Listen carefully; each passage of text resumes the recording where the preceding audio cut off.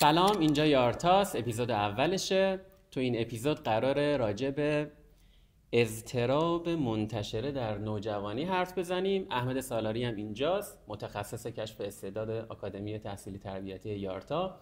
احمد جان بگو این اضطراب منتشر شده در نوجوانی دقیقاً یعنی چی؟ ببین، ما کلاً توی خودمون دو مدل ندا داریم. یه مدل از ذهنمونه، یه ندایی که از تو ذهنمون میاد و واقعی نیست.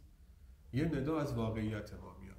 وقتی یه ندا از ذهن ما میاد کلاً فیکه، قلابیه و در ما اضطراب ایجاد میکنه. منتها این اضطراب خیلی پنهان مثل یک موسیقی متن تو زندگی روزمره ما جریان داره. منظور از اضطراب منتشر یعنی هست، همیشه هست ولی ما نمیدونیم. حالا اگه همین رو بخوایم ببریم توی دنیای نوجوان که فکر کن دوره متوسطه اولشه، میخواد انتخاب رشته کنه و چیزی که به ما میگن اینه که ما خیلی مضطربیم، خیلی سردرگمیم، نمیدونم چی رو دوست دارم. این همون اضطراب دیگه. آره این همون اضطرابه. کلا ما وقتی وارد یه دوره رشدی میشیم، یه دوره جدیدی باش مواجه میشیم، یه فضای ایجاد میشه. چون نمیشناسیمش یه وضعیت ایجاد میشه که ما بهش میگیم اضطراب. دیو ترس میاد روی ما میشینه و بعد یه عالم کار با ما میکنه که بخشیش میریزه تو فکر ما. یعنی اون فکرایی که میاد سراغ بچه ها در دوره نوجوانی، چیزایی که میگن کدوم رشته نمیدونم پول داره، اصلا من موفق میشم نمیشم، کدوم رشته مناسب من، ریاضی برم تجربی برم، این همون از هم این فکره از اون ترسه یعنی بلند شده. آره کلا شما وقتی داری فکر میکنی خیلی احتمال داره که دیو روی تو مسلط باشه، چون کلا استراب یا دیو استراب تو کله زندگی میکنه و تو فکراته و اکثر فکرایی هم که ما میکنیم در واقع اسم شیکش فکره، در حالی که اون خیال بافیه.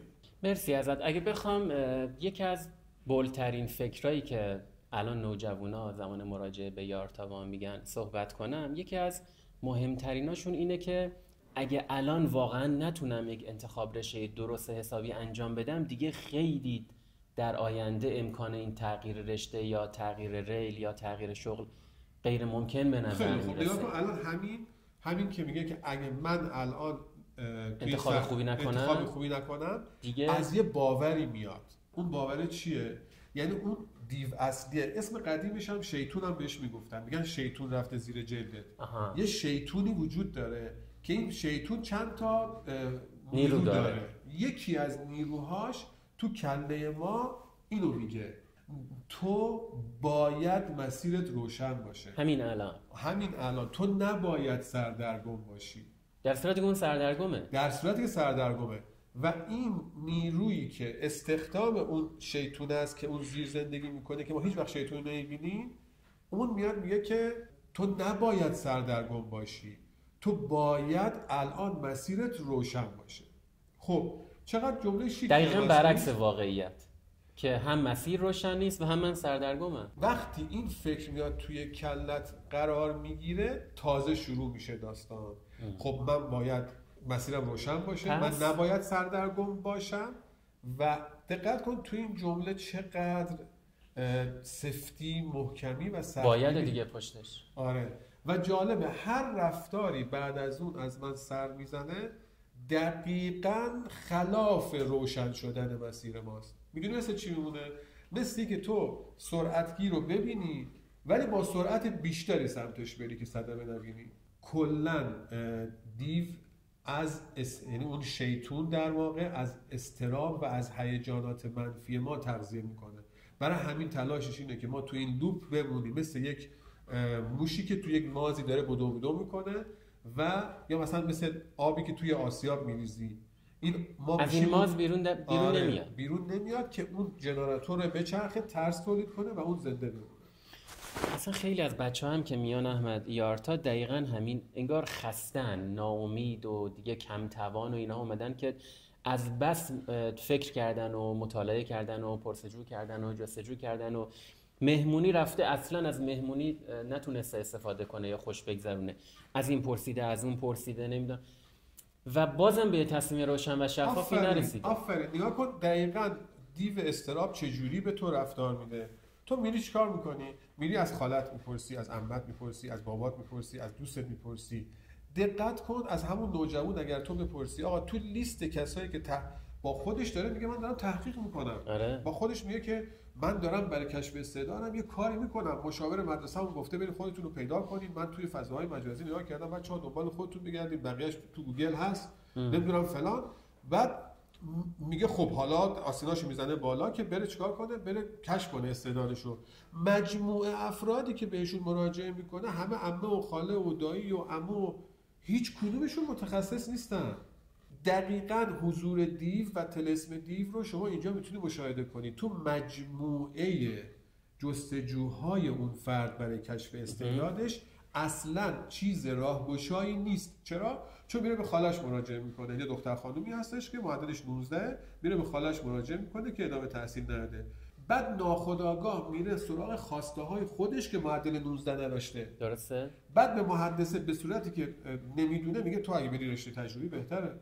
من اشتباه کردم نرفتم. بعد میگه خب خالم مرجع مهم، بابا این مرجع عاطفی، مرجع عاطفی تو، مرجع علمی تو که نیستش که. یعنی حضور دیو یا اضطراب باعث میشه مجموع رفتارهای ما هیچ کمکی به ما نکنه و ما تو همون اضطراب بمونیم و این باعث میشه فرض کن توی این چاله افتادی و یکی یه حرکتی بکن، یه کاری باید بکنی، تو چاله افتادی، تو باید یه حرکتی انجام بدی و ما که همون دیوه. آره دیگه، تو چاله افتادی و میگه این چاله جای خوبی نیست، باید هر جوری هست از توش در بیار، هر جوری هست یه بیلم در اختیارته. خب اولین کاری که میکنی چیکار میکنی؟ شروع میکنی به کندن زیر پات. اصلا کلمه دیوانه رو تو نگاه کن. دیو آنه یعنی دیو نشسته. حالا همین دیو تو عربی میشه جن. ما فارسی زبون ها میگیم طرف دیوانه شده، اونا میگن این مجنون شده. گرفتی چی شد؟ حالا تو اسطوره های دینی هم اگر دقت کنی جن، بزرگترین جن میشه کی؟ شیطان. میگن شیطان از جن بود که میشه توی روانشناسی جدید اون شیطان میشه کور نگاتیو فیلینگ یا کور نگاتیو بیلیف، یعنی باور بنیادین منفی که با ما به دنیا میاد، با ما زندگی میکنه و ما از دنیا میره. یعنی وقتی نوجوان ما با بحران بلوغ و بحران منکیستن مواجه میشه، چون دیگه میخواد از کودکی فاصله بگیره و اولین انتخابش رو به دنیای بزرگسالی انجام بده، قبوله؟ بله. و این باعث میشه چی؟ باعث میشه که اضطراب از فضای ناشناخته بیاد سراغش. حالا اضطراب اومده سراغش، اولین فکری که معمولاً در مواجهه با دیو اضطراب سراغ ما میاد اینه: نبینش. اضطراب رو به یک حیوان وحشی در نظر بگیر. یه حیوان وحشی جلوش قرار گرفتی، چی کار میکنه؟ یه ارگانیسم زنده چی کار میکنه؟ یا فرار میکنه، یا میزنه میکشمش مثلا، یا حمله میکنه، یا هم که بهت هم میزنه، کپ میکنی. هر انسانی متناسب با شرایط دوره رشدی خودش با یه دیو اضطرابی مواجه میشه و بعد یکی از اینها رو برای اون موضوع انتخاب میکنه. یعنی اون دانش آموزی که اومده یارتا 3 تا وضعیت داره. آره، میگه که ما هنوز بچه ایم، یعنی چی انتخاب رشته رو گذاشتن سال 9، من هنوز هیچی نمیفهمم از زندگیم، از آیندم، دیگه مام بابام یه چیزی بگن. آره. این میخواد واکنشه. به نظر چه واکنشیه؟ فراره یا حمله است یا اینکه کپ کرده؟ میخواد فرار کنه به نظرم از زیر بار این مسئولیت انتخاب رشته. خیلی خوب. حالا اون کسی که میره همش تو سایت ها تو موقعیت های مختلف دنبال کشف خودش میگرده، حمله. دقت کن کسی هم که میذاره تو همون روز اول مهر سال 10 احتمالاً کپ کرده دیگه. آره، مثلا میگه اصلا مهم نیست آقا، بالاخره طوری میشه دیگه. حالا گیر میکنه تو فضا. یا اون کسی که حمله میکنه معمولاً صبح تا شب دنبال سرچ کردن در مورد شغلاست. کدوم شغل خوبه، کدوم شغل در جهان وضعیت بهتری داره، کدوم پول بیشتر. میگم آقا علاقه من مهم نیست. تو من بگو کدوم کار پول داره. خب تو اگه علاقه نداشته باشی جوهرشو نداری، جوهرشو چجوری باید پول در بیاری؟ یعنی چیکار میکنه؟ سوال میپرسه. چی؟ سوال میپرسه کدوم رشته خوبه.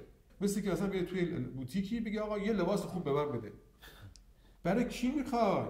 این سوالو هیچ وقت دیو نمیذاره از خودت بپرسی. این مجموعه فعالیت‌های تو یعنی حمله به سمت دیو اضطراب. یا اینکه چیکار میکنی؟ یا کلا بیخیالش میشی. صبح تا شب داری چیکار میکنی؟ هیچی. نگاه کردن به دیوار جذاب‌ترین کار زندگیت شده الان. دقیقاً گلایه‌ای که اکثر خانواده‌ها تو یارتا از نوجوانا دارن سر میز خانوادگی که میشینیم که سال انتخاب رشته‌ش آقای مهدی‌زاده صبح تا شب سرش تو این گوشیه، هیچی هم در نمیاد. حالا اینا نمیدونه، مثلا میگن تو گوشیه و این چقدر بیخیاله. بیخیال نیست، کپ کرده. واکنش بهت زدگی و نتیجهش چیه؟ نتیجهش اینه که ایشون تو اون اضطراب میمونه.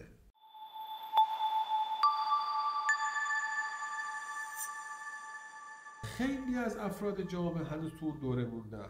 باور کن اغلب آدم‌ها صاحبان کسب و کارن.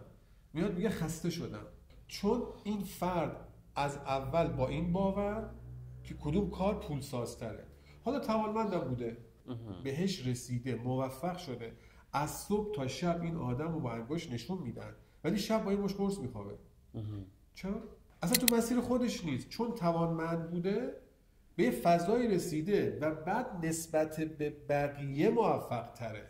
چون دیو اضطراب اومده تو دوره که انتخاب شغل و انتخابش داشته باشه، اومده پرسجوهاش مثل همون پرسجوی لباس، اون لباس شب الان پوشیده، یعنی بالاخره به یک لباسش، به لباس ناموزونی تن میده، چون نامرئی دیده نمیشه. حالا اینو ما چجوری به این نوجوانات آموزش بدیم، بگیم یاد بدیم، بگیم کلن مواجهه با دیو اضطراب فقط یه چیزه.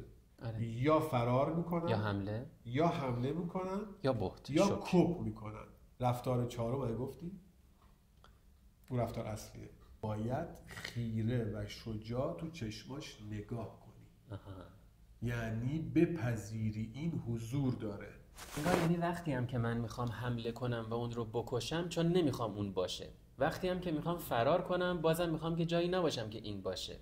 وقتی هم که کپ میکنم، بازم نپذیرفتم که این هست. ولی این رفتاری که تو میگی انگار اولین قدمش اینه که آقا بله من بپذیرم که این هست، منم هستم. آره، بپذیریم این هست و به نظرم این پذیرفتن برای این اپیزود کافیه. حالا که بعداً باش چی کار بکنیم و چه جوری هست، قدم اولش اینه که متوجه بشیم هست و دووم بیاریم تا ببینیم بعدش چیکار باید کرد. تا اینجا احمد سالاری بهم گفتش که ظاهراً یه دیوی تو این وجود ما هست که در قدم اول باید اونو بپذیریم و قراره که در اپیزود دوم بفهمیم که این قراره با ما چیکار بکنه. حالا این دیوه به نظرم خیلی جذاب شد و با ما باشی.